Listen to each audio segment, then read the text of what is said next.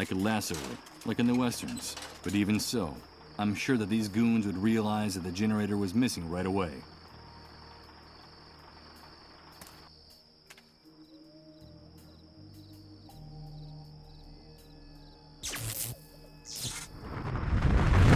Damn it. What's going on? It's amazing. Everything's changing again. Everything.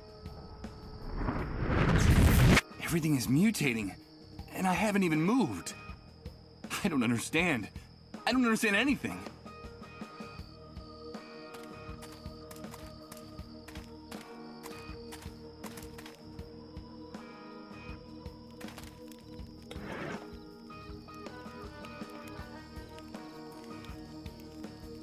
Okay, let's see if I can open this.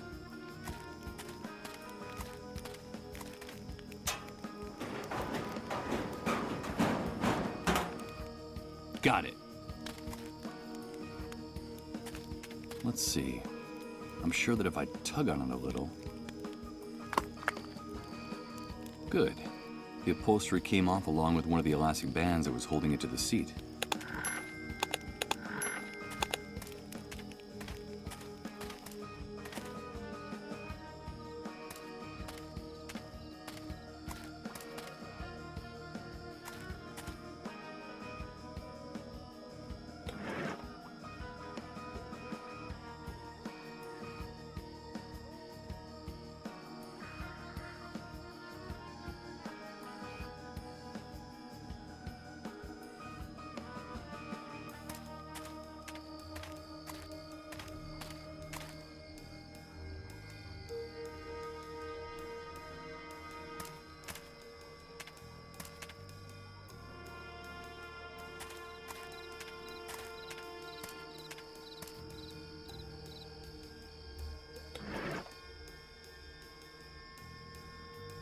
As dead as that tree is, it still looks strong enough to tie the rope to.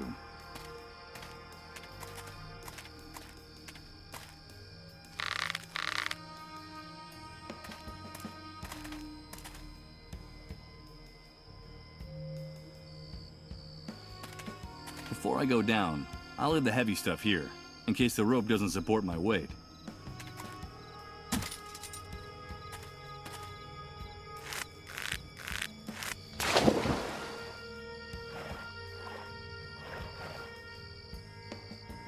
Underneath the surface, there must be many more of these stone things I see sticking out of the water.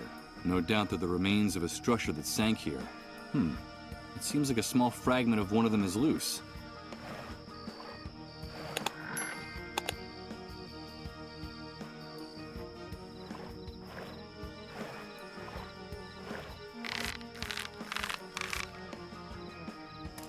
I'll get my stuff.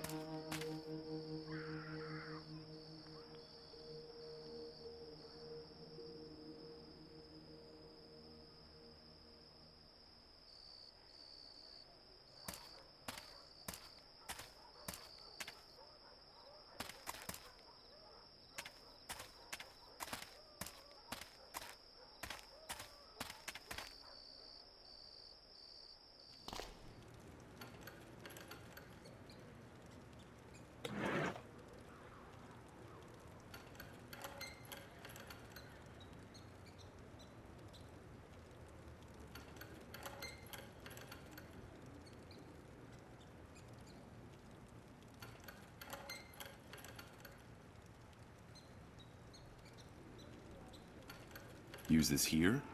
How?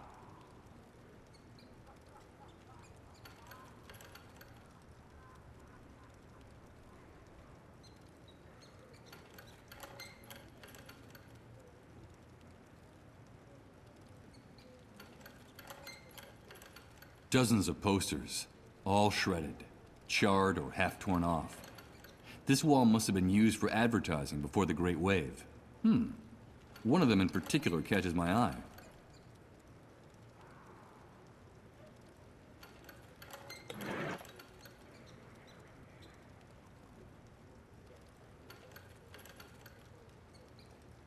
This quilted fabric fits the size of the window perfectly. First, I'll take down this advertising poster.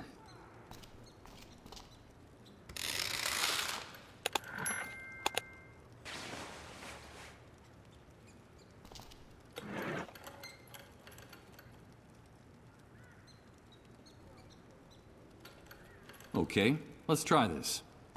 And let's cross our fingers that the seat cover absorbs the noise of the breaking glass. If the soldiers next door find me, they'll blow my head off without bothering to ask questions.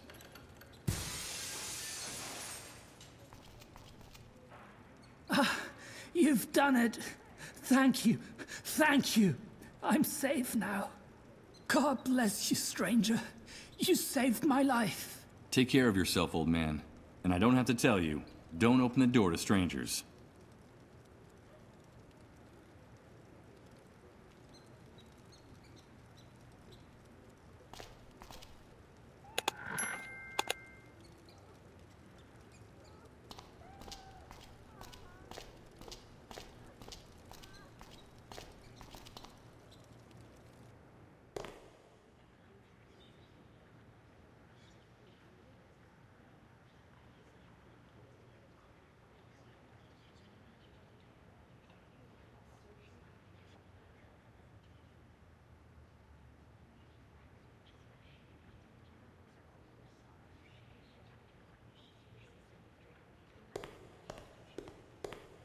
Hello. I heard your sermon and... Yeah, God has shown us his sign. He has finally spoken to all of us. With his thunderous voice, he has revealed the unknown. We did it. It's all our fault. We did it. But there's still time. All is not lost. There's still time to avoid it. The head of the lion above the flames holds the key to everything.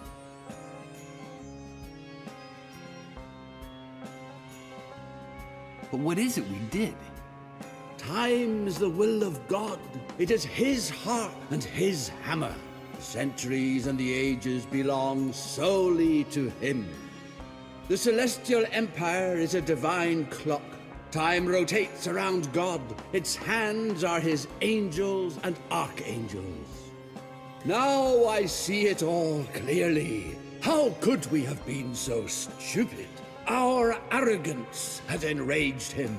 That's what we did. This man is definitely crazy. Nothing he says makes any sense. I beg you, leave my brother in peace. He's very upset. We did what? I'm sorry, but I didn't understand a word you just said. We sullied his name. We didn't know that each second is a drop of Christ's blood, and that only he can reign over the interval, over the infinite mysticism of the fragment. Only he can reign over time with his incandescent omnipotence. And we were unable to see it. And now he is enraged, and we're to blame. That's what we did. I still don't understand what it is we did. Each cycle is a fluorescent gust of God's will, don't you see? Can't you see it? He reigns over the days and the hours from the inscrutable luminescence of his dwelling place. And we are just instants that slip through his fingers. Time is his, and his alone. We tried to wrest it from him. That's what we did. But what is it we did? Time's the will of God. It is his heart and his hammer. The centuries and the ages belong solely to him. The celestial empire is a divine clock. Time rotates around God. Its hands are his angels and archangels. Now I see it all clearly. How could we have been so stupid? Our arrogance had enraged him. That's what we did.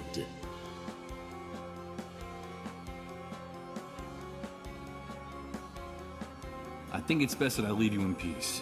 Yes, leave my brother in peace. There's still time. There's still time. Bring me the head of the lion above the flames.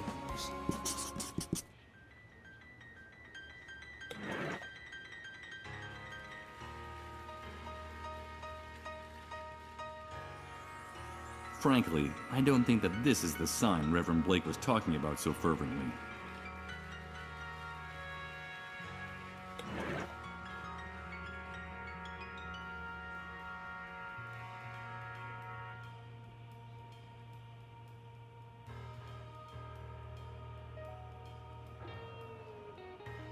The head of the lion above the flames. I think this must be yours. The head of the lion. The head of the lion above the flames. The ruins of the temple still exist. Salvation is still possible. We can prevent it. We can still prevent it. Don't you understand? The annihilation of time. The wrath of God for our arrogance. There's still time. I have to return to the ruins of the temple. I have to go back to the ruins of the temple. Wait a minute! Whew. There's no question in my mind, this man is a complete lunatic.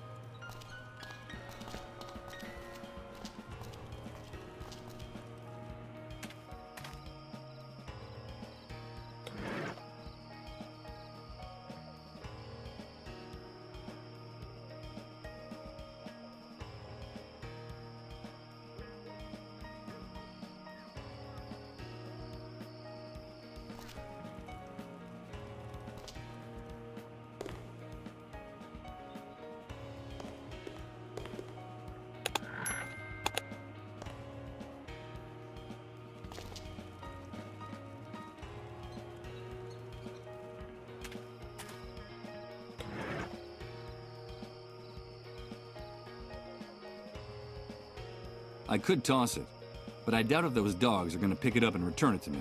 I'm afraid these beasts belong to a species that's somewhat harder to domesticate.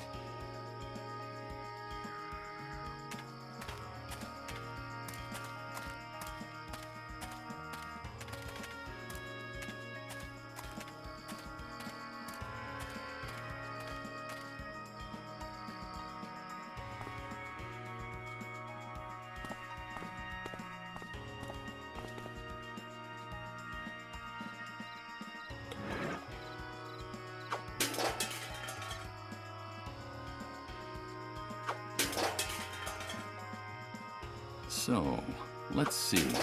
I just made a primitive homemade slingshot.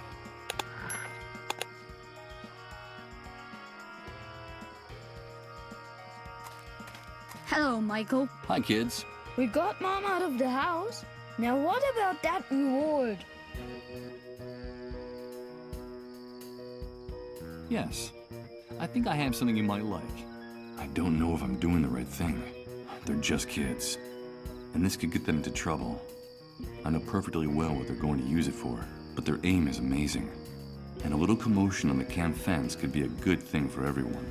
Besides, they want to do something for their father, and those pigs at the gate deserve a surprise. What is it, Michael? Tell us, what is it? I know it's something you're really going to like. Here you go. It's a slingshot. It's a slingshot! Thank you, Michael. With this, we'll be able to hit the watchtowers. Come on, let's try it. That'll teach you, pigs.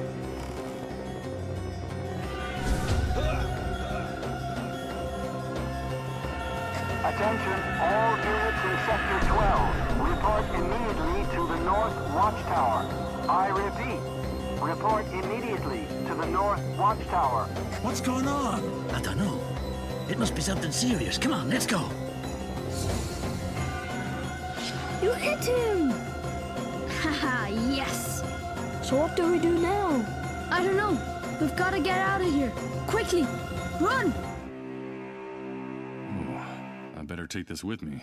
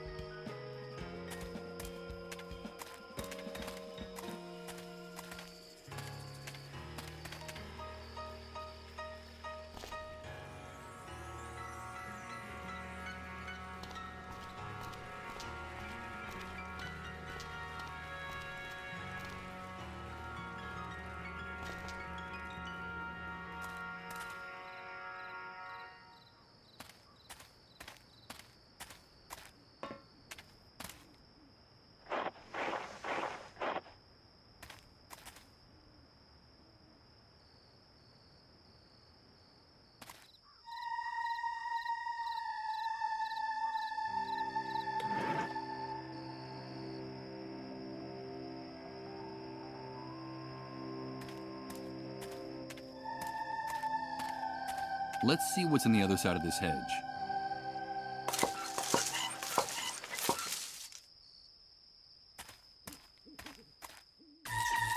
No! Please! These visions! My head! You won't get any of his things. I won't allow it. Do you hear me? Michael, is that you? Thank God we found you. It's me, Chris. Don't you recognize me? But there is a solution, Michael. All is not lost. There is still a possibility of salvation for us. For each and every one of us. You have to stop this, Michael. You have to quit. I can't do it! It's destroying us, don't you see? It's killing us. It's that demon inside me! I'm sorry. I'm so sorry. These visions are getting more intense all the time. The pain is unbearable. Who's Chris? Salvation is still possible, he said. Could that be true? And once again, that female voice that's been haunting me since I woke up. Who is she? Why was she so distressed? What the hell happened to us?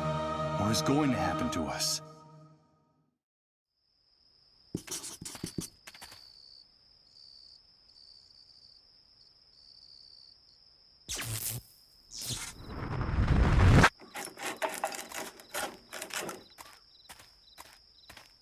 Oh no, the image of that guy again. It's like a loop that keeps repeating. Over and over again. A damn nightmare that repeats over and over again.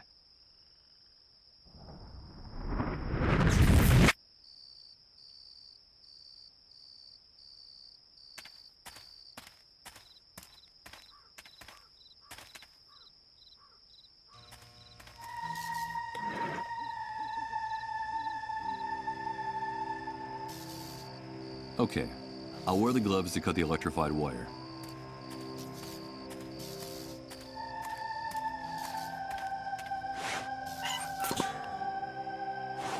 Perfect. I don't think I'd gain anything by using this here. Let's see what's down here.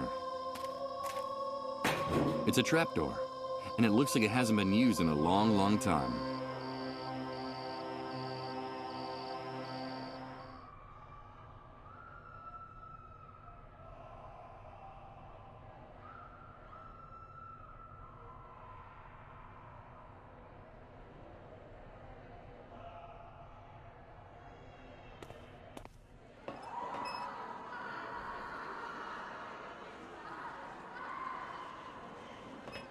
What is this place? Where the devil am I? It seems like the small building at the ground level is just camouflage. The most important part is here underground. Are all of them dissolved? How many patients can there be packed in here? Dozens? Hundreds? This is horrible!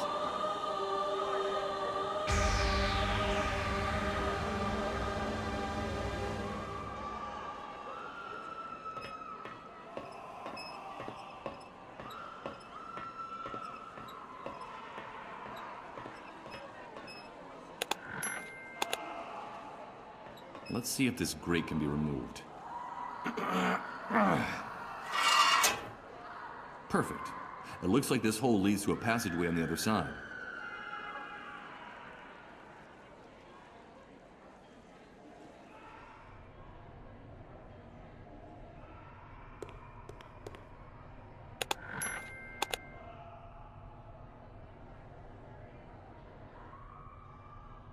There's a bunch of papers stuck to the door of the closet. There seems to be some type of bureaucratic form among them.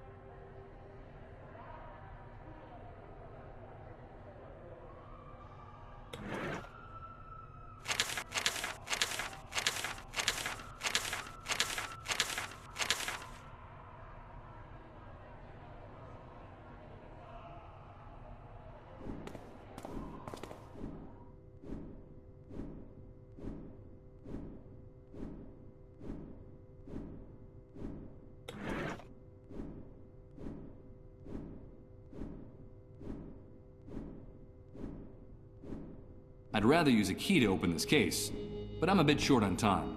So...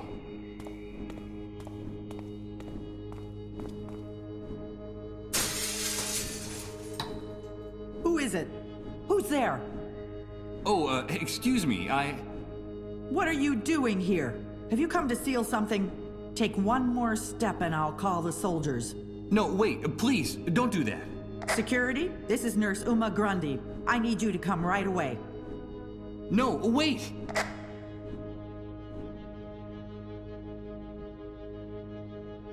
Wait a minute. Did you say Uma? Nurse Uma? Yes, that's my name. Wait, please don't turn me in. I know your father. I saved his life just a few hours ago. They were going to deport him to the refugee camp, but I was able to stop it. My God, did you say my father? Tell me, how is he? Has anything happened to him? Don't worry, Uma. He's safe. He told me about you and your work in this place. He was worried. He'll want to know that you're all right. Wait, please don't turn me in. This is Nurse Uma Grundy. It turned out to be a false alarm. You don't have to come, thank you. Thank you, Uma. You did the right thing. My name is Michael.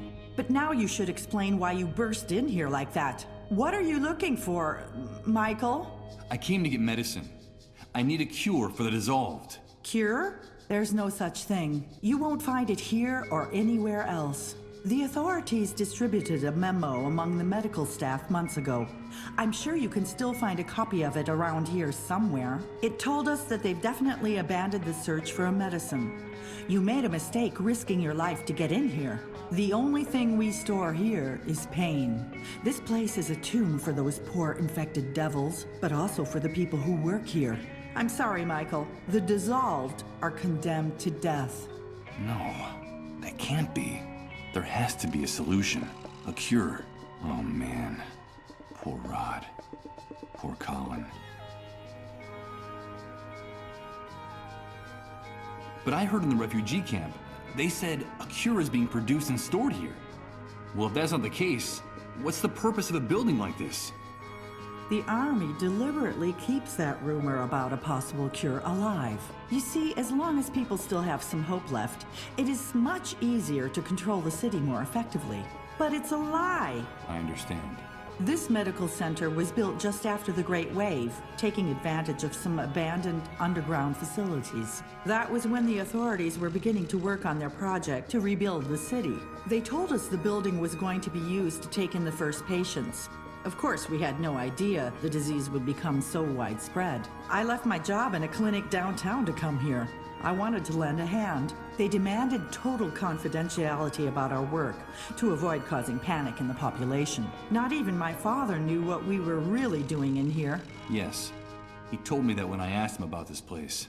At first, we treated the patients with great care. There was medicine to ease their suffering and even research into a possible cure. Everything was going smoothly. And then what happened? Things started to go wrong. When the number of patients multiplied, we couldn't keep up. And then we began to run out of even the most basic supplies. And that was when the army took over complete control of the center. Yeah, that sounds familiar. Then they sealed off the building. No one was allowed to leave, not even us. We doctors and nurses have been shut in here for months, isolated without even a glimpse of daylight.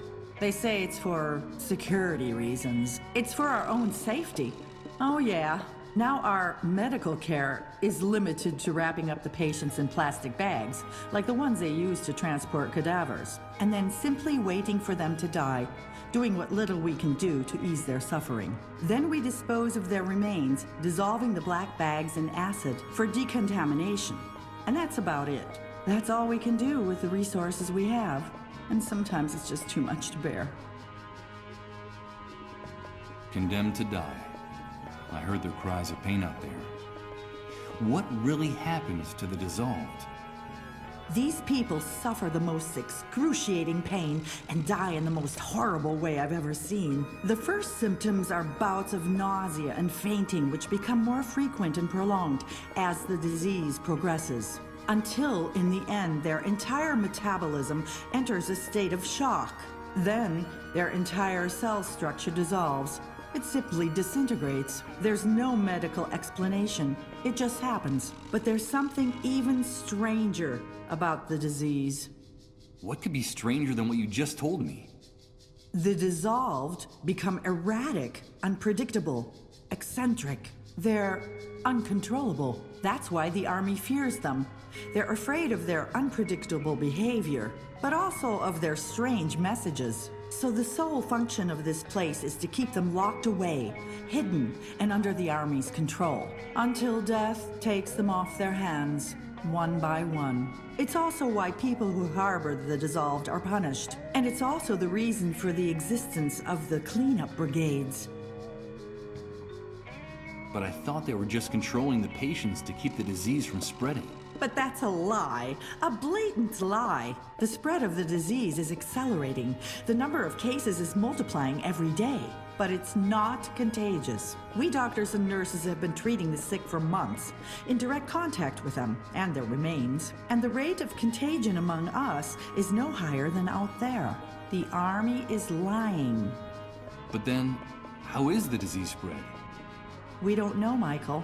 No one knows. What we do know is that it's not caused by direct contact with the victims. There's another reason for the Army's secrecy about the dissolved. Fear. It's human nature to fear the unknown. We tend to panic when faced with something we don't understand. And this damned disease is more than any of us can handle. And what is it that makes the dissolved so unpredictable and dangerous?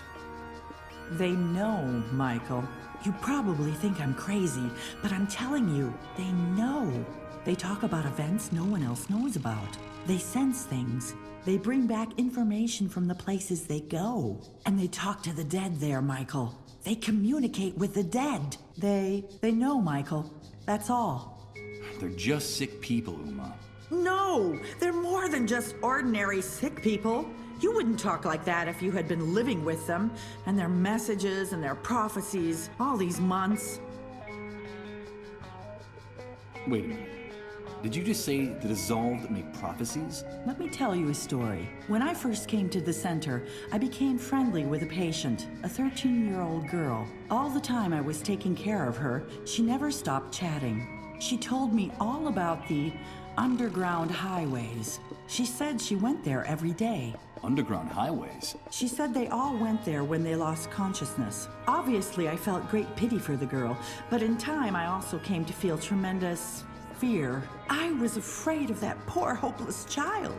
Her visions, her dreams, her messages terrified me. And then one night she sat down next to another patient, an older woman who looked surprisingly healthy. According to our calculations, this woman still had a few months to live. The woman had just lost consciousness.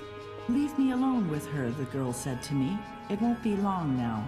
And she took the woman's hand. And just seconds later, the woman started to dissolve, shrieking and writhing in pain, until there was nothing left of her but a puddle of brown, viscous liquid. The girl turned to me and said, "I knew she was leaving us, and I didn't want her to go alone. That would have been very sad, wouldn't it, Uma?" The girl's face was still dripping with the remains of the patient. She knew what was going to happen, Michael. She saw it. From then on, my fear became uncontrollable. I felt defenseless next to her. I understand. Finally, my panic was so great that I refused to go anywhere near her. And I even, God forgive me, I felt secretly relieved when she herself finally dissolved. They know, Michael, and that's why they're so dangerous to the people in power now. The cleanup brigades. I've seen how they behave. They're savages. I despise them. They're like predatory animals, heartless and unscrupulous. The rest of the staff refuses to share the facilities with them, so their lockers are out in the hallway. That's where they keep everything they need for their hunting expeditions. The GPSs, the disease detection tests, their ID badges. Each unit is made up of 2 soldiers, 1 doctor and 1 nurse. I mean, doctors and nurses collaborating with those bloodthirsty animals. But then they say, "What do you want? It's our job, and somebody's got to do it." Yes, that phrase sounds familiar. It's bone-chilling. Police and criminals using exactly the same words to justify their actions. You gotta do what you gotta do. That seems to be the slogan of the executioners of this new world. Talk to my father, Michael. Tell him that I'm all right, that he shouldn't worry, that we'll be seeing each other soon, very soon.